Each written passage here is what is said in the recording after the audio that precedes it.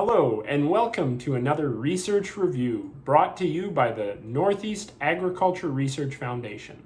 My name is David McTaggart and I work for NARF just south of Melfort in the heart of the Carrot River Valley of northeastern Saskatchewan. And today we'll be reviewing a demonstration project looking at different sources and rates of phosphorus fertilizer tested out in canola. So our key question to guide our research review today is, how does the source of phosphorus fertilizer and the rate affect canola performance? And to do this, we'll be reviewing a demonstration project that was conducted at the Melfort Research Farm in 2021 and 2022. But first, why should we care about this topic? Well, I think that there are many reasons, and let's just look at three. First off, phosphorus is a key macronutrient that has an impact on canola yield. As a rough ballpark, for every 1 bushel of canola seed you harvest off your field, you remove about 1 pound of phosphorus. And so it's one of those nutrients that, if we're not replacing that phosphorus over time, we are drawing down our reserves and we're leaving yield on the table that we could have captured. However, phosphorus is a nutrient that's nearly immobile in the soil, and this also comes down to the impact of that fertilizer in the year of application. In the year of application, only about 30% of the applied phosphorus can be taken up by the plant. And so therefore, we're also drawing into our soil reserves. So our phosphorus contributes to yield in that year and also soil reserves for future cropping years. Now, canola, as a rule, has a lower tolerance to seed place phosphorus, and this is particularly in the form of monoammonium phosphate, which is the main source of phosphorus fertilizer across Western Canada, holding about 69% of the market share in 2020. And that brings us to our second factor to care about, and that is the cost of phosphorus. Between 2021 and 2022 at Melfort, we found that the cost of MAP increased by nearly double. And other sources of phosphorus fertilizer also increased, but at a slightly different rate. And then the final reason of why we should care about this type of demonstration is the different phosphorus sources that are now coming on the market.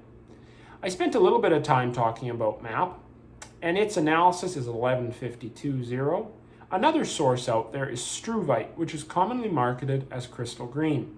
Its fertilizer analysis is 528.0 with 10% magnesium, and it is a product of wastewater treatment. Now, struvite has a relatively low water solubility, so the current recommendation is to have it as about 25% of your total nutrient supply of phosphorus. And now one thing we want to keep in mind when looking at different fertilizer sources are things like, first, the creation of free ammonia, and then second is salt index. And why we care about these is this impacts the amount of fertilizer that we can safely put down in the seed row, because the saltier the fertilizer, the more it can affect the young plant's ability to take up water, and also free ammonia can damage plant roots if there's too much of it. So crystal green has a relatively low salt index of 8, while MAP has a salt index of about 27. Now, another source of phosphorus fertilizer out there is Micro Essentials S15, which is currently marketed by Mosaic, which has a fertilizer analysis of 1333.015. So that means it also is a source of sulfur. And this comes in the form of ammonium sulfate and elemental sulfur. And then MES15 has a salt index of 21. And just as a reference, the current recommendation, just in case you missed it, for seed place phosphorus in the form of MAP in canola is 25 pounds of P2O5 per acre. So now that we have some background information, how did we design our demonstration? So we looked at 4 formulations of phosphorus fertilizer and we compared that to a 0 phosphorus control. First source was MAP, or monoammonium phosphate, with an analysis of 1152.0. Second source was Micro Essentials S15 with an analysis of 1333.015. Our third source was Crystal Green or Struvite with an analysis of 528.0 with 10% magnesium. And fourth was a 50-50 mixture of MAP and Crystal Green based on the weight of the fertilizer. And so then the phosphorus that was supplied by this mixture was about 2/3 MAP, 1/3 Crystal Green. Now we looked at these products applied at 3 different rates, which were 22 pounds of P2O5 per acre, 40 pounds per acre, and 58 pounds P2O5 per acre. Our seeding equipment was a Fabro plot seeder on 12-inch row spacing with knife-type openers. Our nitrogen and sulfur was balanced between treatments to account for the fact that our phosphorus fertilizer products delivered different rates of nitrogen and sulfur. And also we seeded our canola at about 4.5 pounds of seed per acre to target a seed density of 114 seeds per meter squared. Now when we compare our growing seasons of 2021 and 2022, 2021 was hot and it was dry, so it definitely impacted our canola yields. And 2022 over the whole growing season was closer to average with a cool and wet May and June, and then a hot and dry period from July to the end of the growing season. What did we see in 2021 and 2022 in this demonstration at Melfort? And let's start off with plant density for a sign of the seed safety of our different phos products and phos rates. So in both years at Melfort, we saw that there were no significant differences in plant density based on the products or the phos rates or the interaction between the two of them. So this means that when we were looking on that high organic matter, silty clay soils at Melfort, our novel phosphorus formulations of Crystal Green, MES15, or the 50-50 mix of MAP and Crystal Green did not provide any significantly higher seed safety when compared to MAP alone. And secondly, we found that those higher rates of seed place fertilizer did not decrease plant density at Melfort in the contrasting growing seasons of 2021 and 2022 that we saw. Now we should be cautious with these results though, that they would not necessarily reoccur everywhere when we test these results. And now when it comes to the yield, let's look at 2021 and 2022 separately. So in 2021, we saw that among the products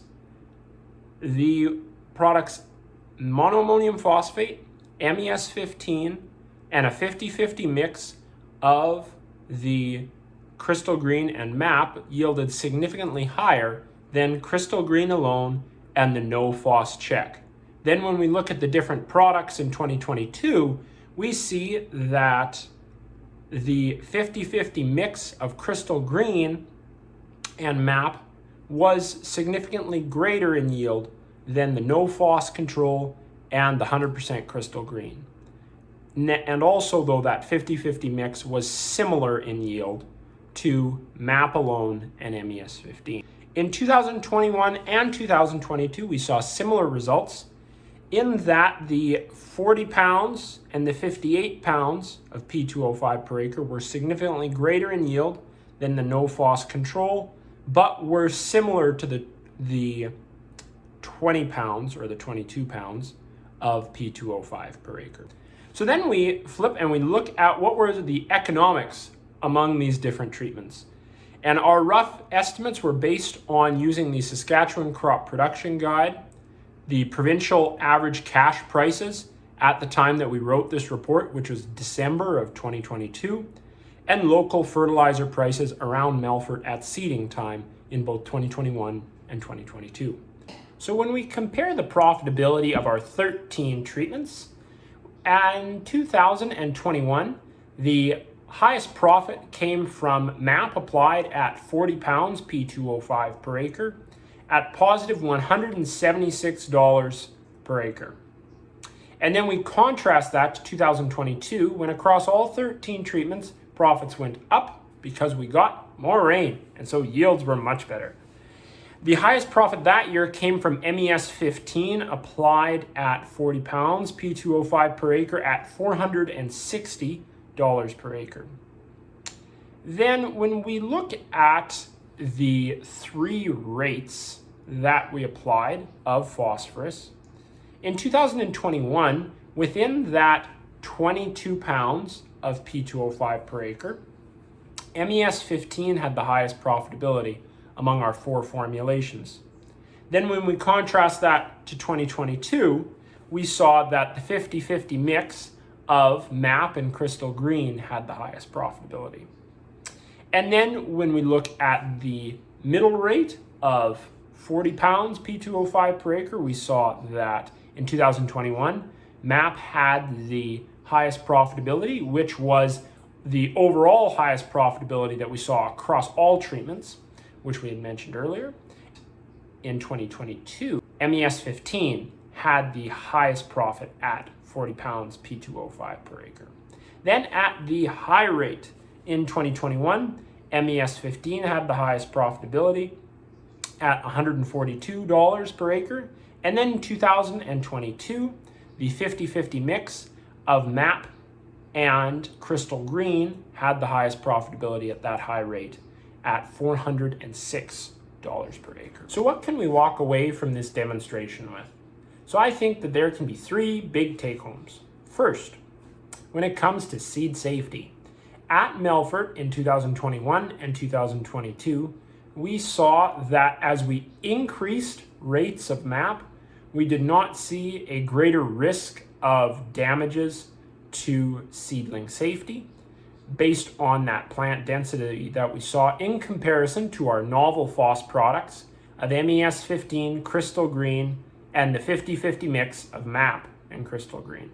However, once again, we need to be cautious in extending these results into other locations because we have a higher risk of seedling damage in sandy soils, low organic matter soils, dry soils, and also with low disturbance drills. Second major take home is that when it comes to yield, we found that MES 15 and also the 50-50 mix of MAP and Crystal Green provided equal or greater yield than MAP alone under the conditions of 2021 and 2022. And then our third major take home comes along with economics. The MES 15 had the most consistent results across both growing seasons when it came to having equal or greater profitability than MAP alone. So that concludes our research review here today, brought to you by the Northeast Agriculture Research Foundation. Take care, and we'll catch you next time.